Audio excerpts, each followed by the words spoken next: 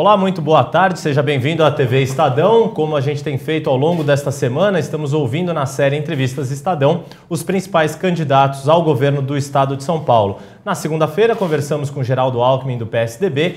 Ontem, terça-feira, Gilberto Natalini, do PV. Hoje é a vez de outro Gilberto, Gilberto Maringoni, candidato ao governo de São Paulo pelo PSOL. Candidato, muito bem-vindo, muito obrigado pela participação aqui na série Entrevistas Estadão. Boa tarde, Yuri. Eu que agradeço a oportunidade de estar aqui. Bom, para fazer uma rápida apresentação do candidato, Gilberto Maringoni foi candidato a vereador há 2 anos, em 2012, pelo PSOL. Ele militou no MDB ainda nos anos 70, ainda durante a ditadura militar. Em 1988, filiou-se ao PT, fez parte de executiva de diretórios do partido e desde 2005 está no PSOL, um partido que nasceu de uma dissidência do PT já sob o governo de Luiz Inácio Lula da Silva. Ao meu lado, aqui no estúdio da TV Estadão, estão os jornalistas Ricardo Chapola, da editoria de política do Estadão, e Adriana Ferraz, repórter da editoria de Metrópole, aqui também do jornal Estado de São Paulo. Além deles, você também pode fazer as suas perguntas. Mande a sua pergunta do Twitter e também pelas outras redes sociais. Use a hashtag Entrevistas Estadão e ajude a gente a entrevistar o candidato Gilberto Maringoni, do PSOL, pela próxima hora. Candidato, para a gente começar a nossa entrevista, o PSOL é um partido novo, ainda está prestes aí completando uma década de existência e é um partido que recentemente, desde os protestos de 2013, ganhou um pouco mais de visibilidade. Vários militantes do PSOL participam do MPL, do Movimento Passe Livre, e o partido é um partido que defende os protestos de rua, defende a organização das massas, como até a gente recentemente ouviu da candidata à presidência, Luciana Genro. Como conciliar a mobilização das massas, os protestos de rua de forma pacífica e política, com atos de vandalismo que extrapolam o direito de democracia, de manifestação, como a gente viu recentemente aqui em São Paulo e mesmo em outras cidades do país? O PSOL participou dos protestos, o PSOL não foi o principal condutor dos processos, mas os militantes do PSOL participaram. Até o nosso Plínio de Arruda Sampaio, que faleceu recentemente, esteve nos protestos, eu tive pessoalmente, e os protestos, eles foram muito eficientes e a visibilidade deles foi muito grande porque levaram às ruas milhares e centenas de milhares de pessoas. Agora, o PSOL sempre defendeu o protesto pacífico. O PSOL, e eu pessoalmente escrevi alguns artigos em sites de internet, na Carta Capital e tal, dizendo que eu sou contra aquele tipo de vandalismo cometido pelos chamados black blocs. Aquilo não ajuda e aquilo até afastou um pouco a participação das pessoas que queriam ir às ruas, participar, expressar a sua opinião e tal. Agora, as mobilizações, as manifestações são um direito democrático. E o que espantou naquelas manifestações foi a extrema violência policial contra os manifestantes pacíficos, inclusive. Quer dizer, foi uma coisa exagerada que serviu num dado momento, no dia 13 de junho, isso ficou muito marcado, essa passeata em que o Plínio estava. A repressão policial foi tão grande que o efeito foi contrário, elas se espalharam pelo Brasil a partir daí.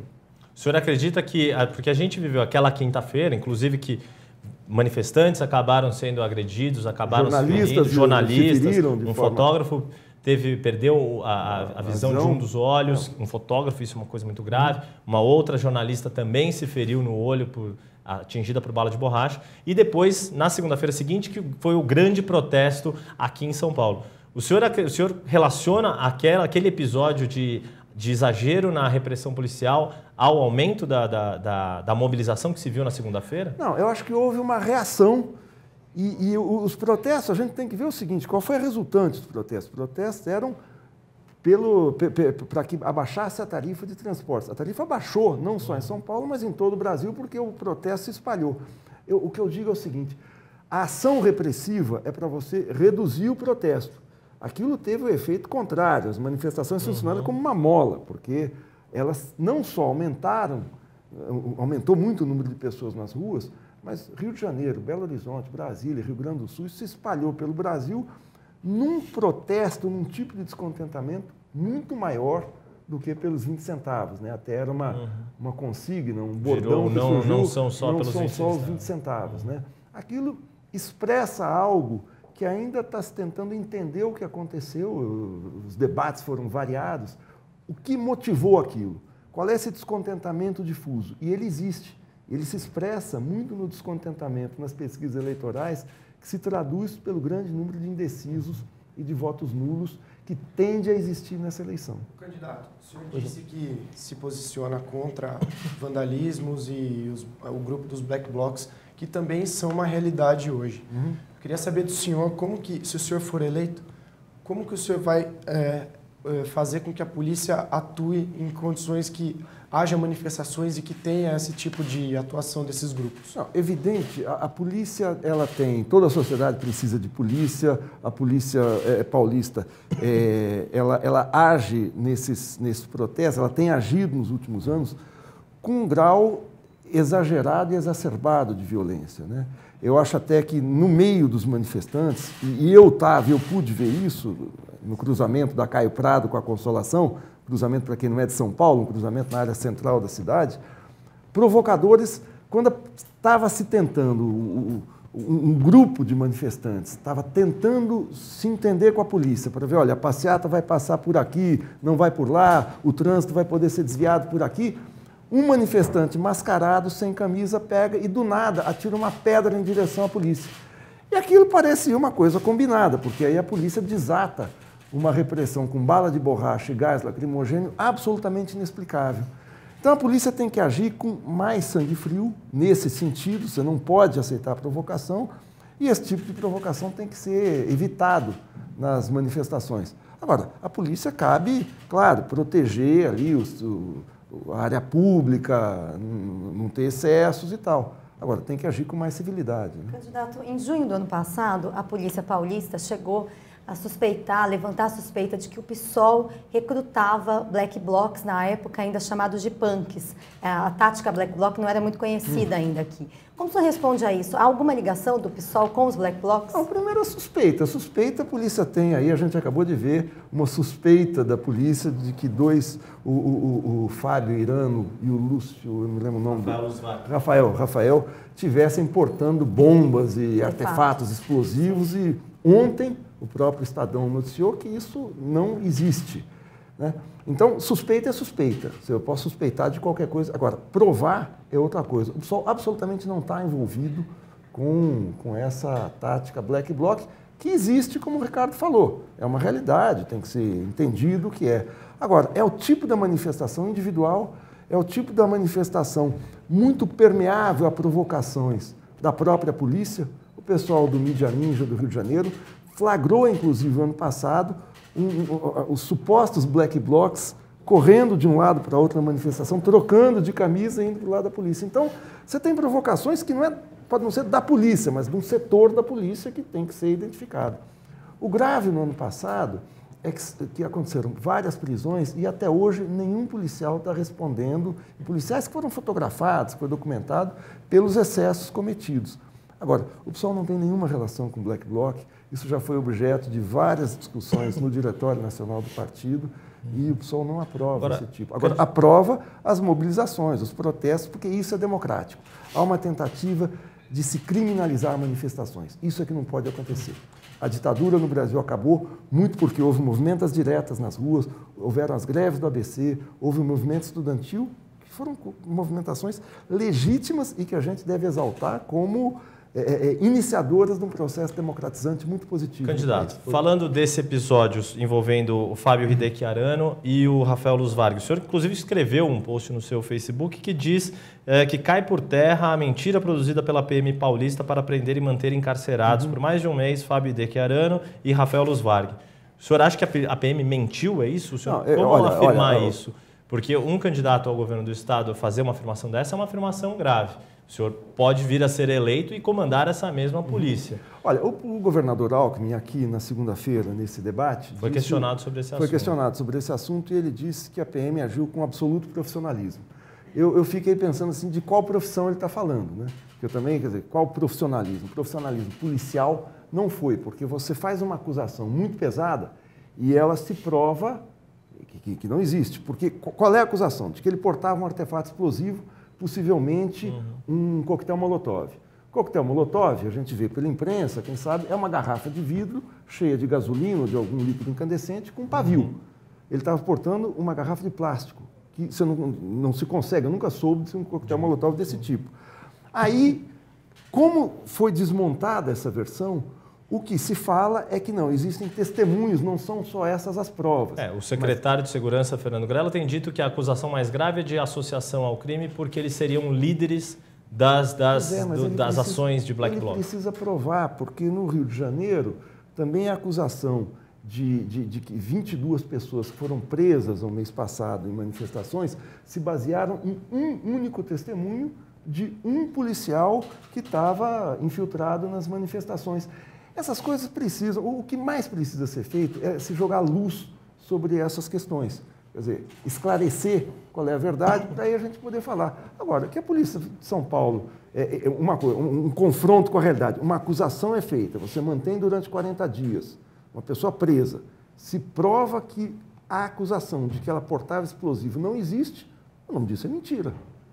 Agora, eu não digo que isso seja a polícia toda, eu estou dizendo o seguinte, aquele delegado, nesse processo específico, está montando uma mentira. Candidato, no seu plano de governo, o senhor fala em desmilitarizar a polícia militar. Isso é possível? De que forma isso é possível? A polícia militar é uma criação, foi criada a partir da força pública, junto com as guardas, com a parcela das guardas municipais em 1970. E nós temos a polícia civil. O principal questão que eu acho que a gente deve fazer na polícia, até para otimizar o trabalho das forças de segurança, é unificar as polícias. Porque algumas vezes você tem trabalhos superpostos. Embora elas tenham papéis constitucionais distintos e bem delineados, há essa superposição. A outra é a seguinte, a polícia precisa ter um comportamento muito mais. O que é o comportamento militar? O militar vê o oponente não como um oponente, não como o militar tem um inimigo.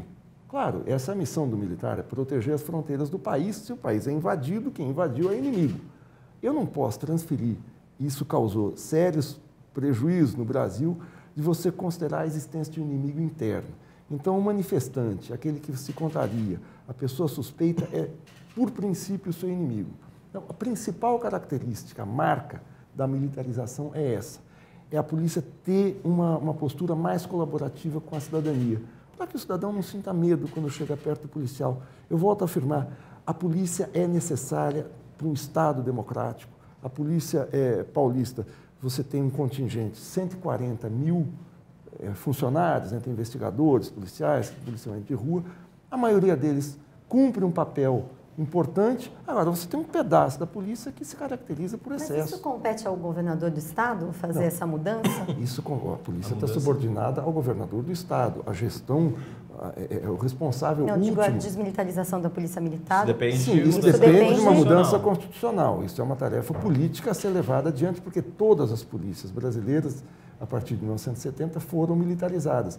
Agora, o papel do governo do Estado é colaborar nessa direção política. Existem vários pontos em que não são específicos do governo do Estado, mas pelo peso que São Paulo tem, São Paulo sempre se colocou a favor de determinadas bandeiras. Por exemplo, na época das diretas já. As diretas dependiam de uma emenda constitucional federal. Mas eu me lembro, o governador Montoro em São Paulo, o governador Brizola no Rio, o Tancredo, ajudaram a impulsionar esse movimento que acabou nos levando às eleições diretas à democracia. E isso não estava, as eleições diretas não era uma questão atinente ao poder do governo do Estado. Candidato, voltando um pouquinho ao tema dos protestos e dos black blocs, o senhor falou que, pelo que eu entendi, em determinado momento nos protestos do ano passado, uma reação de um determinado indivíduo acabou mobilizando essa onda de protestos black blocs que a gente tem hoje. Eu queria saber, eu não entendi o que o senhor pretende fazer para agora desmobilizar esse monte de gente que anda depredando o patrimônio público e também deslegitimando protestos que antes tinham a simpatia de um monte de gente que deixou de frequentar as ruas por causa disso. Bom, o primeiro que eu falei foi o seguinte, o que eu vi naquele dia foi um provocador jogar uma pedra sem razão aparente nenhuma, um sujeito bombado, como se fala por aí, jogar uma pedra que desatou esse ato, desatou a repressão policial. Os black blocs não são manifestantes. Os black blocs falam que eles são uma tática. Tática é uma expressão que vem da terminologia militar. Toda tática pede uma estratégia, ou seja, todo movimento que eu faço aqui pede um objetivo. Não existe tática sem estratégia. Você vai saber qual é a estratégia do Black Bloc? Eu não sei. Então, eu acho que o que tem acontecido são os próprios movimentos têm evitado a participação de Black Blocs e a polícia contém os excessos da depredação, dessa coisa muito pontual. Porque qual é a vantagem de eu quebrar um orelhão? Quer dizer, num protesto pacífico de professores, de motoristas, de metroviários e tal. E eu acho que a participação dos Black Blocs, eu não entendi bem o que você falou, mas eu acho que ela tem diminuído relativamente às manifestações. A gente teve uma manifestação aqui de depredações aqui em São Paulo, que justifica muito agora, foi na Marginal Pinheiros, depredaram uma agência de carros e tal. Isso é absolutamente condenável, conta a Copa. Absolutamente condenável. Não faço coro com a depredação. Agora, a manifestação da pessoa que pensa diferente de mim, eu sou um ardoroso defensor, mesmo que eu não concorde com ela. Agora, candidato, aproveitar para fazer a primeira pergunta do Twitter que a gente recebe aqui, do Gabriel Maggiorini. Gabriel Deza é o usuário dele. Ele pergunta, a gente falou bastante da polícia em relação a manifestações, em relação ao protesto, mas ele quer saber o que o senhor tem de propostas para melhorar a segurança no estado de São Paulo efetivamente. A gente tem acompanhado, os índices de homicídios estão razoavelmente estabilizados, houve uma queda ao longo dos 20 anos de gestão do PSDB e eles estão numa taxa considerada aceitável, digamos assim, mas a gente tem visto uma alta bastante forte dos crimes contra o patrimônio. É o crime que a atual gestão de segurança não tem conseguido reduzir. O governador tem dito que esses índices vão começar a diminuir porque houve um combate muito forte ao roubo e furto de veículos. Queria saber quais são as propostas do senhor para a área de segurança. Pois é, os indicativos do aumento dos crimes contra o patrimônio, que são roubos e furtos, eles têm um dado, além desse, que foi admitido pelo próprio secretário Fernando Grella, numa entrevista em março, que eu acho que o Estadão até noticiou isso também. O índice de resolução desses crimes é de 2%, ou seja, 98% dos roubos e furtos no estado de São Paulo não tem resolução. As pessoas passam a não acreditar na efetividade de uma polícia que não consegue resolver esse tipo de problema. Agora, a primeira coisa deve ser ver o que está acontecendo. Eu não sei qual é o diagnóstico disso, o secretário também não apresenta, mas é você ter um policiamento preventivo mais eficiente. Como você tem em Londres, você tem em outras cidades, claro, Londres é uma cidade de um país rico, mas você fortalecer o lado científico da polícia, o lado preventivo e ser uma polícia dissuasória, ou seja, uma polícia que impõe o respeito, que você não consiga ter esse tipo de crime, esse crescimento acentuado que a gente teve aqui. E diminuir a violência da polícia nas áreas periféricas, que tem sido muito alto, e contra manifestações populares. Agora, isso passa por você mudar uma cultura policial, requalificar curso de treinamento com policiais, investir mais pesado na polícia e no salário dos policiais também. Eles trabalham em situação de extrema tensão. É o trabalho talvez mais tenso que se tem, porque você corre o risco de sair para trabalhar de dia. Nenhum trabalho de vocês, jornalistas, funciona dessa maneira. Você sai de manhã, não sabe se volta à noite. Às vezes, dependendo Sim, dependendo do que você faz, é claro, né? É claro que pode acontecer. Então, essas profissões, polícia, bombeiro, que trabalham em situações de extremo risco, elas têm que ser, evidentemente, valorizadas. A PEC que possibilita o reajuste, o aumento real desses salários, tem que ser feito para que o policial se sinta valorizado. Agora, não existe uma fórmula assim, qual é o decreto que o senhor vai assinar no primeiro dia para resolver o problema. Quisera eu ter um decreto, a fórmula que fala, olha, a partir desse dia muda-se a cultura policial. Existe uma cultura de violência que está não só na polícia, mas numa parcela da sociedade, que isso são campanhas ao longo de muito tempo e tal. Agora, eu devo dizer o seguinte, eu conheço um pouco a América Latina, eu sou um estudioso da América Latina, dos processos políticos aqui, na região, especialmente na América do Sul. Todo o país com uma disparidade de renda tão grande quanto a brasileira, porque apesar dos índices terem caído, a disparidade de renda nossa é abissal. Você tem forças de segurança muito violentas, até para você, que servem indiretamente para a manutenção dessa situação. Então, não é só o trabalho da força de segurança, o trabalho de você ter oportunidades. É aquilo que muita gente fala, isso é a esquerda que está falando, mas é isso mesmo. Os indicadores de violência sempre caem quando você tem trabalhos sociais em determinadas regiões, quando você tem oportunidades, quando você tem crescimento econômico, quando você tem emprego, quando você tem escola. E isso não é blá, blá, blá de candidato à esquerda. Isso foi provado. O Márcio Postman, quando era secretário aqui da Prefeitura de São Paulo, na gestão Marta, fez um trabalho localizado na Zona Sul de São Paulo e uma série de trabalhos sociais feitos fez com que no Capão Redondo, rapidamente, os índices de violência caíssem. Então, você tem que ter um trabalho integrado. A gente tem que parar de pensar que a segurança é só a polícia. É você dar uma responsabilidade para o policial e para as forças de segurança muito grande, porque você está produzindo desigualdade na sociedade, você chega lá e fala para a polícia, ó, resolve as tensões que o desemprego, que a disparidade de renda estão provocando.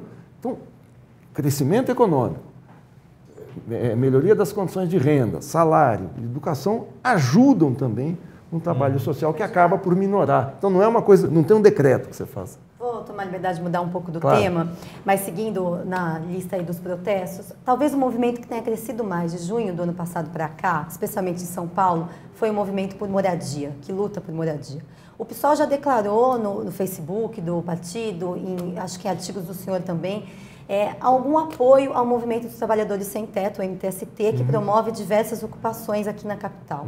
Como é que o senhor, como governador, vai lidar com essa questão da invasão de terrenos ociosos ou terrenos vazios no estado, especialmente em São Paulo? O PSOL, ele defende essa luta a partir da ocupação? Bom, primeiro, as ocupações são um sintoma da carência absurda de moradias. Nós temos alguma coisa... Eu tento sempre ver essas estatísticas, mas eu sempre vejo estatísticas de carência de moradia na região metropolitana de São Paulo entre 700 mil e 1 milhão. Eu nunca cheguei a um número exato, mas... Até porque é uma coisa difícil de quantificar. É uma coisa né? difícil de quantificar. Esse número de por volta de 1 milhão do déficit de moradias é um número que vem já desde que eu era repórter de cidades. Isso eu sempre ouvi falar e eu encontro variações, mas enfim, deve ser alguma coisa na ordem de centena de milhar. Né? As ocupações são sintomas, são aquelas pessoas que chegaram num nível de carência tal e vão e ocupam um terreno ocioso, um terreno sem uso, um edifício desocupado e tal.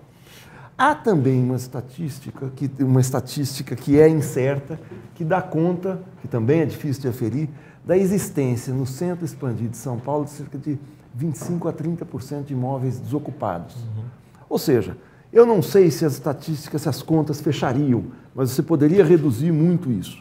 O Estatuto das Cidades, que foi aprovado, foi resultado de conferências nacionais e tal, faz uma proposta que parcialmente foi incorporada no plano diretor, mas muito parcialmente, que é o seguinte, você ter um IPTU progressivo para imóveis desocupados. Você elevar o imposto desse imóvel que está vazio. Vazio, progressivo, às vezes ele é reserva de valor para especulação imobiliária. Isso existe em São Paulo, né, candidato? Na capital isso já é lei. Sim, mas essa lei tem que pegar, você tem que conseguir reduzir o número de imóveis desocupados, imóveis vazios, desincentivar para serem utilizados em uso social como habitação. O uso social da propriedade, que está na Constituição, está no Estatuto da Cidade, tem que fazer valer. Agora, tem um desafio de conciliar o direito à propriedade com esse déficit habitacional. E aí é que a gente tem os tensionamentos. Tem a tensão social. Né? O problema nosso, muito, é a gente tentar compartimentalizar a solução dos problemas. Então, segurança, como é que resolve a polícia? Habitação, como é que faz com os sem-teto? Os sem-teto são um movimento legítimo e tem que tentar... Você acha que é legítimo ocupar um terreno? Numa situação de desespero, quem sou eu para dizer se é legítimo? Você não tem casa, você está com seus filhos na rua, você está numa situação de extrema periculosidade. Quem sou eu dizer que não é legítimo? Tem a sua legitimidade social, ela é a expressão de uma tensão social que está na questão da moradia, na questão da renda, na questão dos serviços públicos. Por isso é que eu digo, a gente tem que pensar o Estado não em soluções estanques. A moradia, eu tenho aqui um escaninho. A habitação é aqui, a questão da água é outra, a questão da educação é outra. Não, o debate que eu quero fazer na campanha, e esse é o centro da minha campanha, é colocar um tema que está fora da pauta há muito tempo aqui em São Paulo, que é o seguinte, qual é o papel do Estado? Porque nos anos 90, o que a gente viu e ouviu é uma demonização do Estado, porque o Estado é ineficiente, o Estado é corrupto e o Estado é cabide de emprego nas empresas estatais. Agora, o Estado brasileiro teve uma função, isso eu estudei, eu trabalhei no IPE há 4 anos e fui editor justamente de uma revista chamada Desafios do Desenvolvimento, que é o seguinte, o Estado brasileiro é que possibilitou que a gente saísse nos anos 30, nós éramos uma grande fazenda de café para ser um país industrial moderno. Então, o Estado tem essa função. O Estado, poder público em São Paulo, tem que voltar a ter uma função de planejamento, de indução do desenvolvimento e de intervenção na área econômica, uma intervenção democrática, transparente e tal, para que você possa, essas diversas tensões, terem acolhimento no Estado. O Estado que eu falo assim, não é o gabinete do governador, Secretaria de Habitação, mas ver como é que o Estado pode induzir o desenvolvimento de determinadas áreas de expansão das cidades, em parceria com os municípios, para que não se fique no jogo do livre mercado, porque o jogo do livre mercado, na área de habitação, é a especulação imobiliária. Mas no final das contas, o senhor não estaria resolvendo pontualmente os problemas que o senhor tem criticado no começo da fala aí?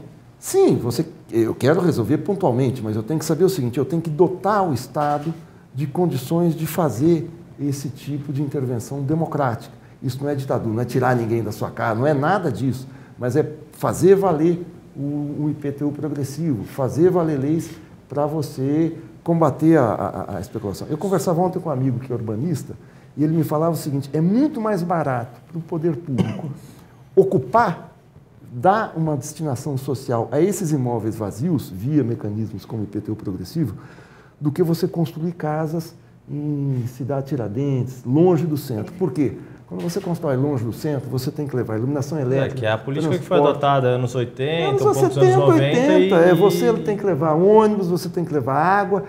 O preço para o Estado, para dotar essas de escolas, de posto de saúde, delegacia de polícia, é muito mais alto do que você trazer essa população para áreas centrais, desocupadas, degradadas, recuperar essas áreas onde você já tem saneamento, onde você já tem iluminação, onde você já tem polícia. Onde você Agora, já tem como escola. que o governo estadual pode ser o indutor, por exemplo, disso aqui na região metropolitana de São Paulo, ou mesmo em outras regiões metropolitanas, como Baixada Santista, que também tem um problema de habitações subnormais, consideradas aí abaixo do padrão mínimo pelos organismos internacionais, mesmo região de Campinas ou de São José dos Campos, também vão ter as suas favelas, os seus cortiços, ocupações que são indevidas, que os organismos como a ONU consideram como ou irregulares ou indevidas. Sim, O que o governo estadual, porque são ações que acabam sendo de âmbito municipal, o que um governo estadual pode fazer para induzir isso? E aí insisto, quer dizer, a gente vê todas as instâncias de poder acabam falando isso, seja o governo federal com o PT, seja o governo estadual aqui com o PSDB,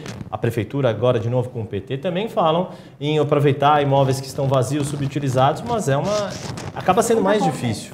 E aí a gente acaba tendo os programas de construção de novas unidades. Então, o que é preciso fazer para facilitar o uso desses imóveis que estão subutilizados? Tem bastante espaço vazio no palácio, viu, candidato? Eu não sei, eu não estou no palácio, então eu não ainda. Claro que o difícil é o problema social, né? O problema.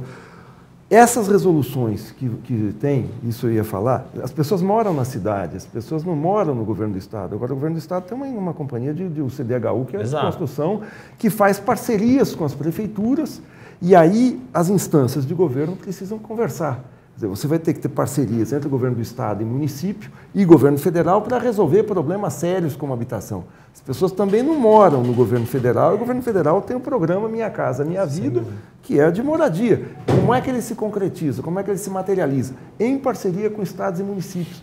Então, essa história, e como aqui em São Paulo a gente tem a prefeitura de um partido, o estado de outro, e o governo federal de um partido que é oponente do governo estadual, você acaba não estabelecendo políticas complementares e articuladas nessas áreas. Evidentemente, uma política de IPTU progressivo nessas áreas, elas se manifestam mais na região metropolitana. Elas vão ter que ser feitas em comum acordo com o governo do Estado, até por uma questão de dotação orçamentária, de trabalho da CDHU e tal.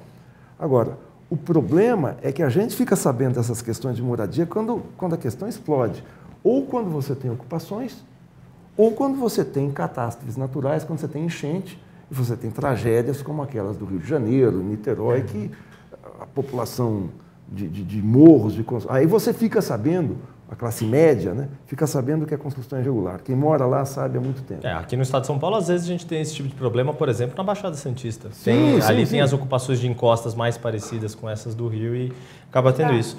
Há um programa que vai ser desenvolvido em parceria com a Prefeitura, do governo estadual, há uma promessa, pelo menos, de lançamento desse programa, que é a PPP da habitação. É construir moradia no centro de São Paulo por meio da iniciativa privada. O senhor critica muito a privatização do Estado. O senhor concorda com esse problema e como é que recuperar esse domínio do Estado? Ver como vai ser feito. Eu vi esse programa, não consegui saber ainda quais são os detalhes, eu procurei saber.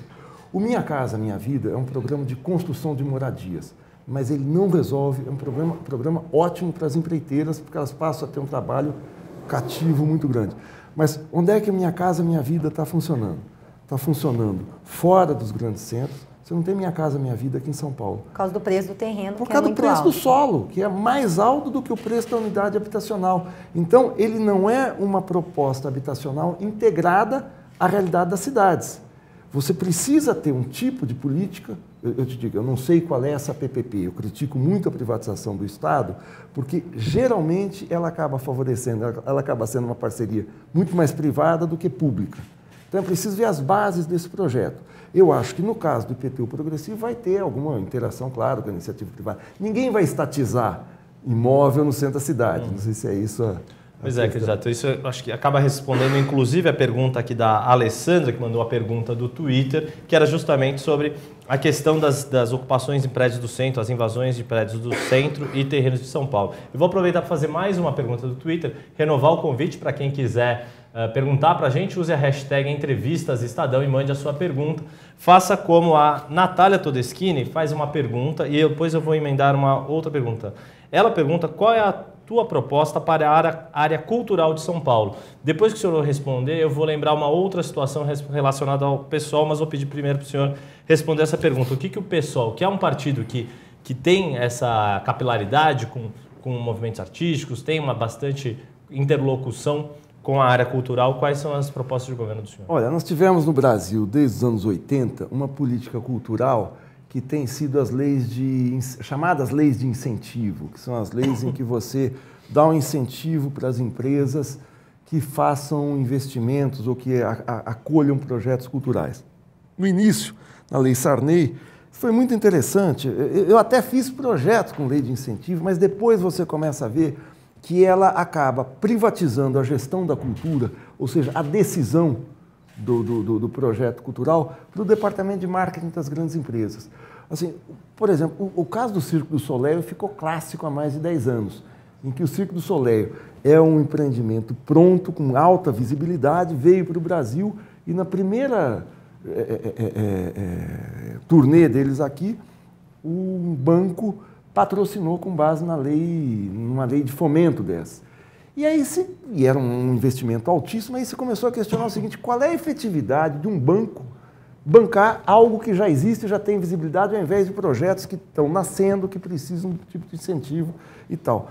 Eu acho que a política, e as estatísticas mostram isso, as leis de incentivo favorecem os autores já consagrados, porque eles agregam valor à imagem da empresa, como o Circo do Soleil ao banco, e acabam se concentrando muito no Centro-Sul, onde você já tem um equipamento cultural, teatro, cinema, tal, muito desenvolvido. O Estado deve voltar a ter um fundo de fomento que seja descentralizado para investimento em pequenos empreendimentos, pequenas iniciativas culturais, algo no caminho que o Juca Ferreira fez no Ministério da Cultura, que com os pontos de cultura, que eu acho que tem que se desenvolver. Você tem que dar incentivos do Estado agora. As leis de fomento, que é uma renúncia fiscal, né? Na verdade, o empresário não está patrocinando nada, ele está deixando de pagar imposto e agregando valor, direcionando para a sua imagem, colocando o departamento de marketing como o grande formulador de política cultural para o Brasil. Eu disse que eu ia emendar uma pergunta nisso, porque pensando na área de cultura, e o senhor falou do Juca Ferreira, que hoje é secretário municipal de cultura, eu lembro quando o Fernando Haddad foi eleito prefeito pelo PT, teve um dos cotados para a Secretaria de Cultura, era o Vladimir Safatli, que está afiliado ao PSOL, chegou a ser lançado como pré-candidato ao governo do Estado e acabou não sendo. Ele ficou magoado nesse processo, fez algumas críticas à direção do partido, depois que ele não foi escolhido candidato, e aí veio a sua candidatura. A gente viveu situação semelhante também no âmbito nacional. O pré-candidato era o senador Randolfo Rodrigues do Amapá, a vice dele era a Luciana Genro, ex-deputada do Rio Grande do Sul, que agora é a titular, a cabeça de chapa nacional. O que está acontecendo com o PSOL? A esquerda, o PSOL, que é uma dissidência do PT, não está se entendendo dentro do partido? A esquerda tem dificuldade de construir unidade? Eu estava demorando essa pergunta. Tá? A gente vai deixando as mais cabelosas para o final. Mas o que acontece com o pessoal? O que aconteceu foi o seguinte, o processo aqui em São Paulo foi um processo, o Vladimir Safatli entrou no PSOL ano passado, e primeiro o Safatli é um intelectual que faz um trabalho, uma difusão na imprensa que eu acho admirável, que é recuperar um sentido do debate cultural da política. A política não é só você debater PSDB, PT, PSOL e tal, mas é você debater grandes conceitos. E ele tem uma presença muito importante na cena político/cultural, entendendo cultural como algo amplo, e foi um ganho extraordinário o Vladimir ter vindo para o PSOL. E ele foi uma unanimidade quando foi indicado governador. Ao longo do início desse ano, quando foram se encurtando os prazos de legalização de candidatura, eu não sei direito, eu não participei disso, porque eu não sou da direção estadual, houve algum mal-entendido, desentendimento entre eles, e o que eu soube é que ele tinha desistido da candidatura. E aí me convidaram, insistiram, eu falei, bom, tá bom, Chamaram o senhor para apagar o incêndio? Não foi para apagar o incêndio, mas para reconstruir o prédio depois do incêndio. Não foi para apagar o incêndio. E eu fiquei entusiasmado por fazer esse debate, que eu quero debater o Estado, quero debater a gestão do Estado, quero debater o desenvolvimento, quero debater planejamento, quero debater como socializar esses ganhos que o Estado de São Paulo tem como um Estado rico e tal. E houve esse desentendimento. Agora, isso eu acho que foi superado, eu não estou vendo o problema. O partido está unido para a campanha? Sim, não tem problema algum dentro do partido até. Convido você a chamar um repórter até para ver no partido, não tem problema nenhum de monta. Assim, eu acho que o Safatli, não sei se tem alguma aresta, o Safatli continua no PSOL. E no caso nacional, o que aconteceu foi que o senador Randolfo Rodrigues, diante de uma cena extremamente... o PSOL tem a prefeitura foi eleito para a prefeitura de Macapá. E o quadro político eleitoral lá, o senador achou que valia mais a pena ele investir lá no Macapá. Eu não conheço detalhes também, porque aí eu já estava aqui na campanha. E a vice assumiu, a Luciana Genro assumiu e está de muito bom tamanho, uma excelente candidata, tem história, é conhecida, está fazendo uma campanha admirável para o pequeno recurso que o PSOL tem. E está chamando esse debate também pela mudança nas questões da gestão e democratização do Estado. Chapola. O candidato, toma a liberdade também de mudar um pouco de tema. Toda a liberdade. Falar sobre a USP. A USP, nesse ano, ela se enfiou numa crise financeira aí forte, né? E ela tem gastado mais de 100% do seu orçamento com salários. Eu queria saber como que o senhor pretenderia resolver esse tipo de problema, nivelando o salário dos professores, porque eles congelaram o salário de todos, né? Esse é um dos mais graves problemas, junto com a crise da água e a crise dos transportes, que a gente não falou aqui ainda, do legado do PSDB em São Paulo de 20 anos. Você falou que a USP se enfiou numa crise? Eu acho que falta um sujeito aí, porque não foi a USP que se enfiou. Eu acho que a USP acaba sendo vítima de uma política educacional que está penalizando enormemente as 3 universidades paulistas, que é a USP, a Unesp e a Unicamp. A USP, especialmente, que é o nosso maior centro de excelência, 40% da pesquisa brasileira está na USP, eu sou formado, fiz pós-graduação, doutorado na USP, quer dizer, é uma pena que a USP esteja assim. A USP gasta, a USP custa, porque pesquisa custa, porque é um investimento que você faz para o futuro. Essa questão de comparar, eu vi uma matéria na revista Exame, comparando os gastos de uma mega instituição privada, da Croton, com os gastos da USP, é uma coisa descabida, porque a Croton, essas universidades privadas, não visam fazer pesquisa. A USP, em todas as áreas, engenharia, medicina, no direito, filosofia, na economia, ela faz pesquisas que custam, que você está plantando para o futuro e que o Estado se beneficia disso. A USP tem que ter aumentado a dotação orçamentária. Aquela dotação de 9,1 do ICMS, a reivindicação da comunidade acadêmica tem que ser encampada, que é você subir ela para 11,5% do ICMS. Você não pode resolver o problema da universidade como você resolveria um problema de economia algébrica. Então, vou cortar custos, não dou reajuste para professor, vou cortar programas de expansão, porque aí você começa a ter pequenas tragédias acadêmicas, que é a desistência, a aposentadoria antecipada de professores, o caso da USP Leste, que foi construída em cima de um terreno condenado, quer dizer, o prédio teve que ser, aquela unidade da USP teve que ser totalmente evacuada no começo do ano. Até agora paira uma incógnita sobre o que vai acontecer. E o mesmo se pode falar da Unesp e da Unicamp. É você tirar de São Paulo uma espécie de coração da inteligência de São Paulo. Você está cortando como se estivesse fazendo um cálculo de contabilista. Vou meter a tesoura aqui, meter a tesoura ali, corto o gasto ali. Não pode ser feito assim. A questão é só financeira, candidato? Não é de gestão também? Não. É preciso ser feita uma gestão, porque a gestão é do governo do Estado. Por mais que tenha autonomia... Ela é autônoma, né? Não. Por mais que tenha autonomia, o reitor, o João Grantino Rosa, o reitor anterior, estava na lista tríplice, tudo bem. Dentro da lei ele pode ser indicado. Agora, é preciso ver a gestão. Claro que é preciso que se verifique, se faça um exame detalhado, como é que foi gasto esse dinheiro, como é que foi. Agora, não vamos achar que vamos parar a USP para fazer esse exame interno que aconteceu. O exame interno tem que ser feito ao mesmo tempo que se faz investimento. Claro que você tem que otimizar investimento em qualquer situação. Mas no caso da USP, em nenhum caso da gestão do Estado, a tesoura resolve. A tesoura no metrô, o não investimento no metrô ao longo dos anos 90, nós estamos pagando agora. Panes constantes, paralisações, plataformas lotadas. Eu sei o que é isso. Todo arroz salarial com os funcionários, né? Então você tem esse tipo de você querer enquadrar o Estado como se fosse nenhuma empresa você enquadra, você tem plano de expansão. Plano de expansão custa dinheiro.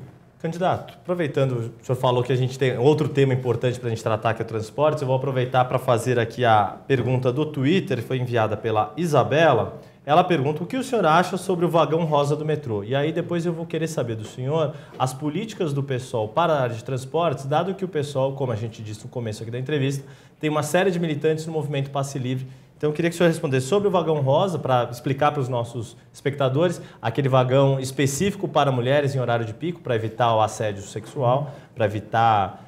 enfim, abusos, né, cometidos por outros passageiros homens. E aí depois a gente conversa sobre política tarifária no transporte. Olha, o vagão rosa é uma experiência interessante, ela está ainda em experiência. Agora, o que nós temos que ter é uma política, uma campanha, não só nos transportes públicos, contra todo tipo de assédio, aí o assédio do machismo, esse tipo de preconceito que existe. Eu até me lembro de uma campanha publicitária do governo do Estado, extremamente infeliz. Eu queria saber quem foi o gênio, que era a história de um sujeito que falava no rádio, ainda bem que ela foi cortada logo, o sujeito falava, eu conhecia minha mulher no trem e tal, era bom porque ficava aquela coisa apertada, tá? Enfim, um negócio de mau gosto, incrível. Uma rádio aqui da capital. Mas logo foi cortado, logo se percebeu a bobagem que era, mas nós temos que fazer uma campanha no sentido oposto. Porque se de momento, emergencialmente, porque é uma segregação, que você não vai poder estar fazendo fila de menino e fila de menina em todo lugar. Você tem que acabar com esse tipo de assédio. Mas o senhor é a favor de adotar-se essa medida como um paliativo? Porque a grande discussão é se deve ou não ser adotada. Qual que é a sua posição? Eu tenho sérias dúvidas, está em experiência. Eu acho que é uma campanha mais eficiente, uma campanha que você coíba esse tipo de assédio, que acaba sendo um tipo de preconceito. Quer dizer, a mulher está lá, o sujeito marmanjo pode... Agora, o trem não tem que estar lotado. O problema é o trem estar lotado. O problema não é o assédio existe porque nesse caso porque o trem está lotado, as pessoas estão espremidas como do sistema. Lata de aí sardinha. Vamos entrar na questão da. Então, só o seguinte, se eu resolver um problema de superlotação e de preconceito com o vagão rosa, é um paliativo do paliativo do paliativo. Ele não resolve o problema. Aí a gente entra na questão de... O senhor estava falando, por exemplo, de que a gente está pagando o preço da falta de investimento nos anos 90, na ampliação, na qualificação do metrô. Tem a questão de salários que os servidores reclamam de estarem abaixo do que deveriam, estarem defasados. Mas agora o pessoal tem os seus militantes que defenderam, participaram do movimento pela redução da tarifa. O metrô tinha subido para R$ 3,20, o governo voltou atrás e ficou nos R$ 3,00. Uma gestão do PSOL conseguiria manter essa tarifa de R$ 3,00 ao longo de 4 anos? E como fazer para não prejudicar a saúde financeira do sistema, que precisa de investimentos, inclusive, para sua ampliação? O sistema de transporte público, em quase todo mundo, ele é subsidiado, os países que têm sistemas eficientes. Porque o metrô é caríssimo, quem faz investimento no metrô é o Estado. Mesmo essa história de que a linha amarela é privada, mas quem faz as desapropriações, quem paga as empreiteiras que estão lá, quem paga pelo serviço é o Estado. Então, ele acaba sendo subsidiado e você tem que ter fontes de subsídio para que isso não se torne primeiro, insuportável para o usuário e segundo, que se torna um incentivo a você usar o carro. Né? Porque se eu uso um metrô, se eu uso um sistema que é caro, que é desconfortável e que é lento, eu passo a usar meu carro e tudo bem, eu estou parado no trânsito, mas eu estou sintonizado na estação que eu quero, eu estou com ar-condicionado, enfim, eu tenho que incentivar. O transporte acaba sendo subsidiado. No caso do transporte metropolitano em São Paulo, o governo do estado, no transporte metropolitano, ele é responsável por três modalidades. O metrô, o trem e ônibus intermunicipal. E o ônibus intermunicipal, que parte eram os trólebus lá para o ABC e tal. Ele não é responsável pelo ônibus municipal. Mas eles têm que atuar de maneira integrada, até o bilhete único tem que ser extensivo ao metrô e tal. E ele tem que comportar um tipo de incentivo. Agora, mais uma vez aqui, o sistema de transporte municipal em São Paulo, e eu sublinho, Yuri, antes que você me chame a atenção, ele não é de responsabilidade do governo do estado, mas nós tínhamos a CMTC que operou durante quase dos anos 53 a 93, durante 40 anos, e a CMTC ela dava racionalidade ao sistema, ou seja, o poder público sabia como o ônibus, quanto custava, como funcionava e tal. As empresas de transporte do governo do estado são mistas e elas precisam fazer investimentos. O caminho da privatização do metrô, eu acho temerário, que esse caminho de você colocar a iniciativa privada para projetar. Projeto como foi a linha 4, o senhor não faria dessa forma? Não, assim, a linha 4 ela tem que ser feita. Agora, não, eu digo do ponto de vista da iniciativa privada, fazer a obra e depois operar. É o seguinte, você tem uma passagem, que não é de São Paulo, talvez não conheça, mas nós temos a grande estação de São Paulo, distribuidora principal, você tem 3 estações que são distribuidoras. Você tem a Estação Sé, você tem a Estação República, a Luz, o Paraíso e a Ana Rosa. Né? Mas a grande estação é a Sé. A Estação Sé é de 74. Aquela estação era uma coisa monstruosa há 40 anos atrás, quando a população de São Paulo devia ser menos da metade do que hoje. E ela foi projetada para 40 anos depois. Ela sobreviveu ao aumento de população, a políticas de transporte diferentes, porque ela tinha um dimensionamento que comportava um metrô que teria várias linhas, como de fato tem que ter.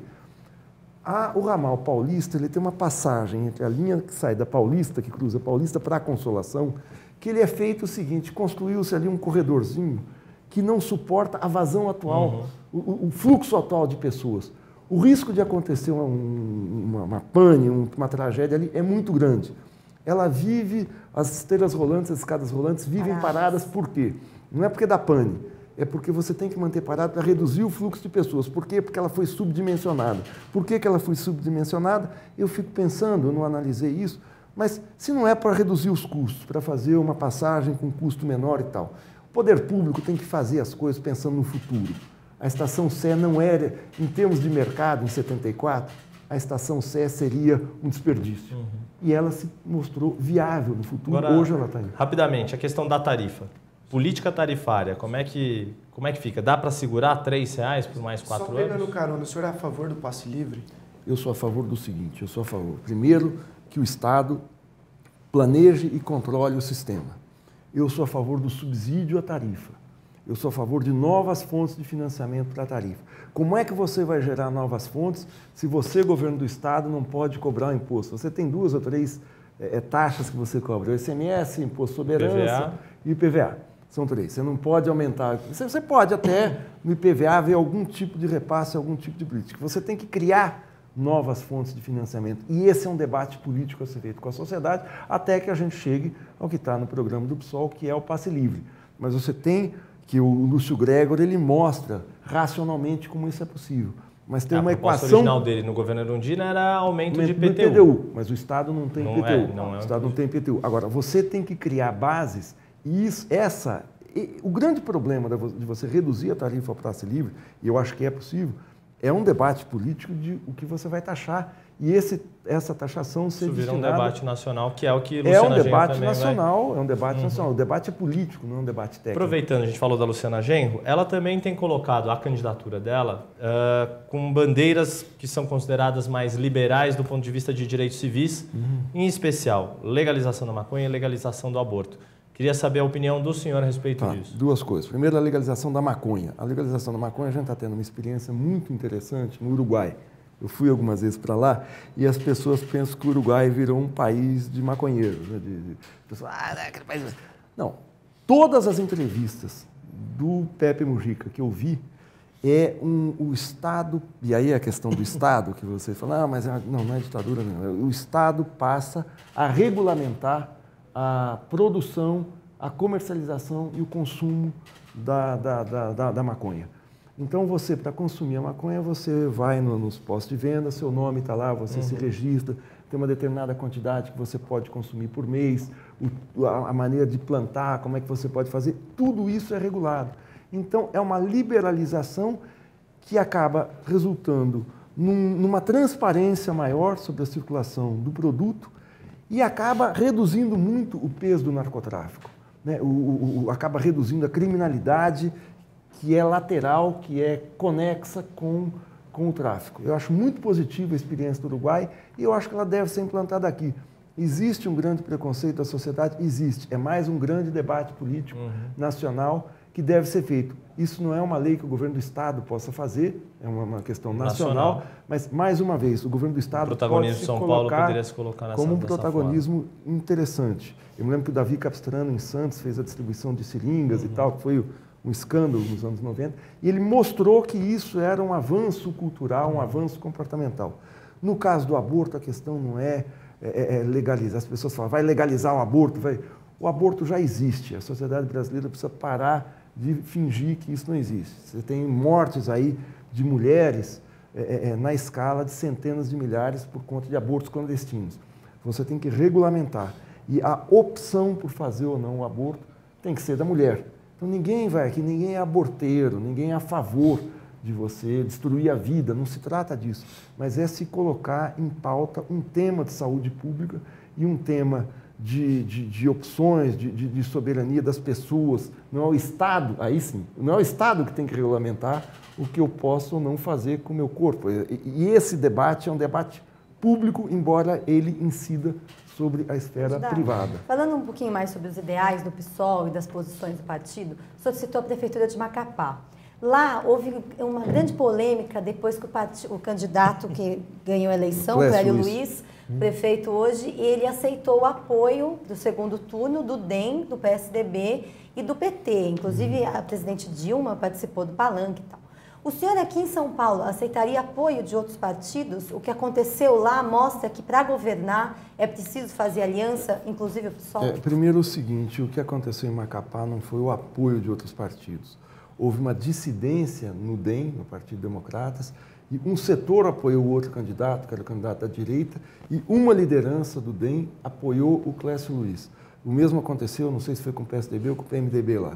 Agora, se a gente for ver as secretarias, a composição, não existe um loteamento, então não existe essa aliança que as pessoas muitas vezes falam, porque muitas vezes a gente fala, Macapá está longe, não existe essa aliança. Mas foi até julgado, né, esse caso pelo Conselho de Ética do partido? Sim, isso o Clécio mostrou, não existe aliança alguma.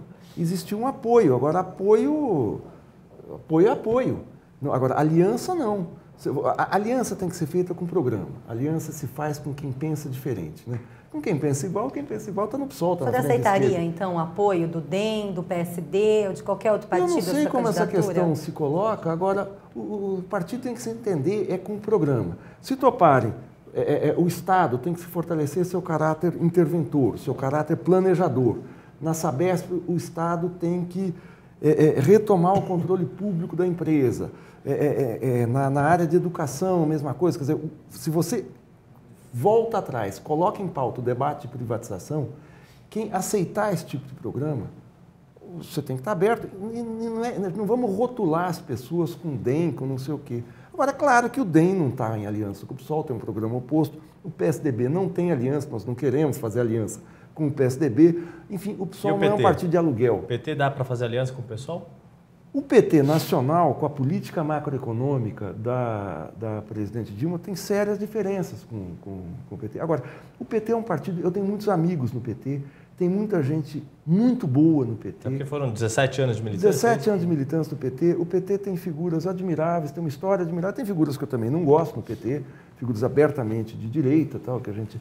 Então, isso tudo tem que ser Tem que ser conversado. O PT é o seguinte, existem muitos petistas descontentes com os rumos do PT também, e eu acho que o PT é um partido que valorizou a vida democrática brasileira por muito tempo. Agora, enveredou por um caminho de conciliar com parte da elite brasileira nos últimos anos. Candidato, a gente está chegando quase no nosso final. Vou fazer a última pergunta do Twitter da entrevista de hoje. Foi enviada pelo Leandro Marreira e é justamente uma questão que o candidato também já disse que quer falar, que é a questão da água. O Leandro quer saber como o senhor resolveria a questão da crise hídrica aqui em São Paulo, que a gente está vivendo nesse momento. O senhor citou, inclusive, a Sabesp.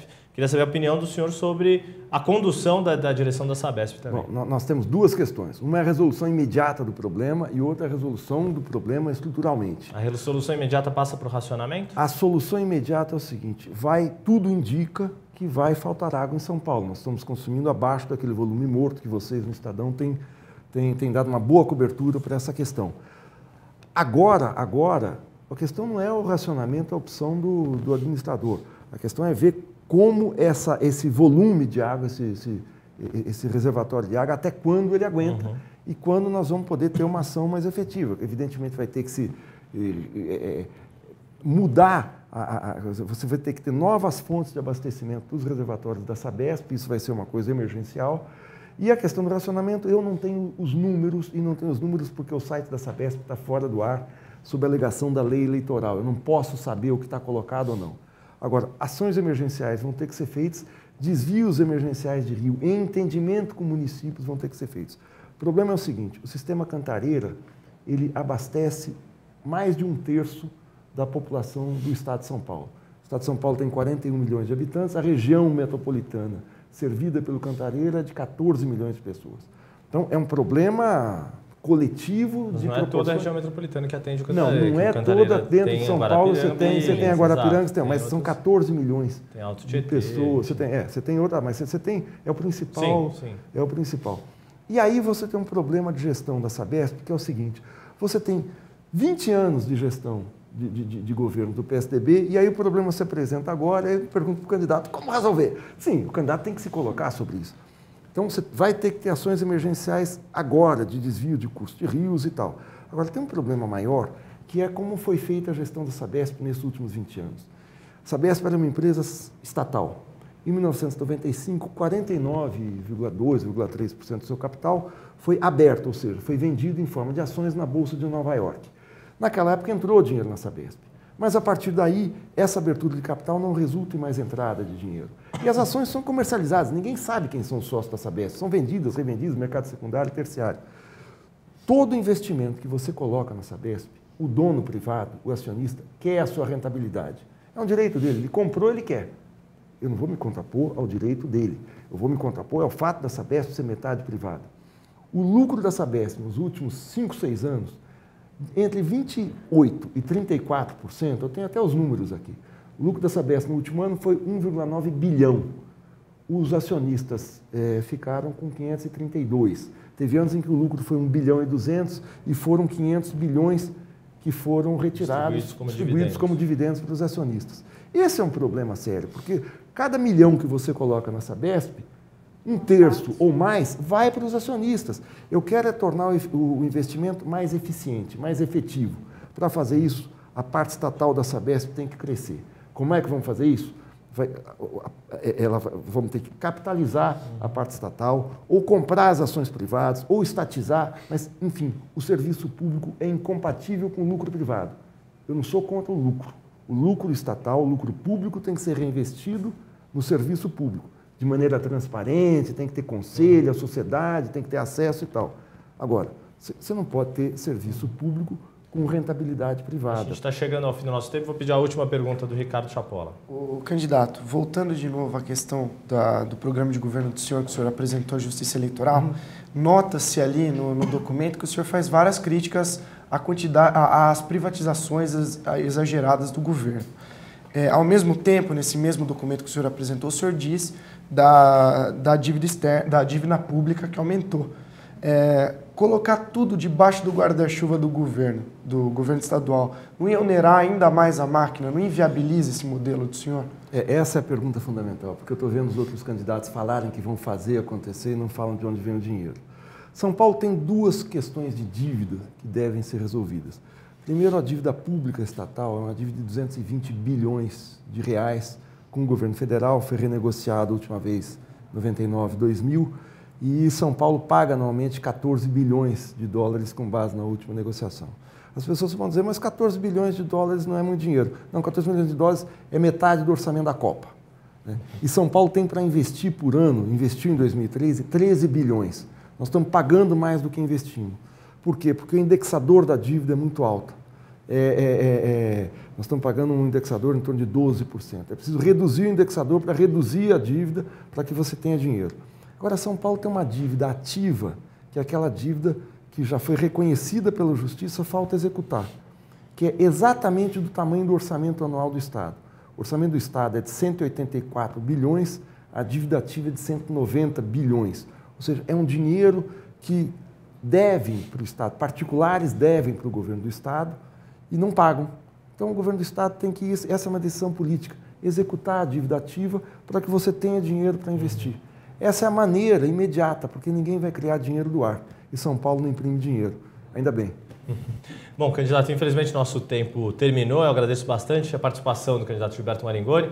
Agradeço também aos jornalistas Ricardo Chapola, repórter da Editoria de Política, e Adriana Ferraz, repórter da Editoria de Metrópole do Jornal Estado de São Paulo. Candidato, muito obrigado mais uma vez pela participação na série Entrevistas Estadão e boa sorte na campanha. Olha, eu agradeço ao Estadão, agradeço a você, Yuri, ao Ricardo, a Adriana, por essa tarde aqui que a gente pôde trocar boas ideias sobre o futuro de São Paulo.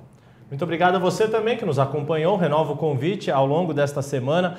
A série Entrevistas Estadão está conversando com os principais candidatos ao governo do Estado de São Paulo. Já foram ouvidos Geraldo Alckmin, do PSDB, Gilberto Natalini, do PV, e hoje Gilberto Maringoni, do PSOL. Amanhã é a vez de Alexandre Padilha, candidato ao governo de São Paulo pelo PT. Você pode participar com a hashtag Entrevistas Estadão pelas redes sociais, mande a sua pergunta pelo Twitter e pelas demais redes sociais, a gente também conta com a sua participação. Um abraço a todos e até amanhã.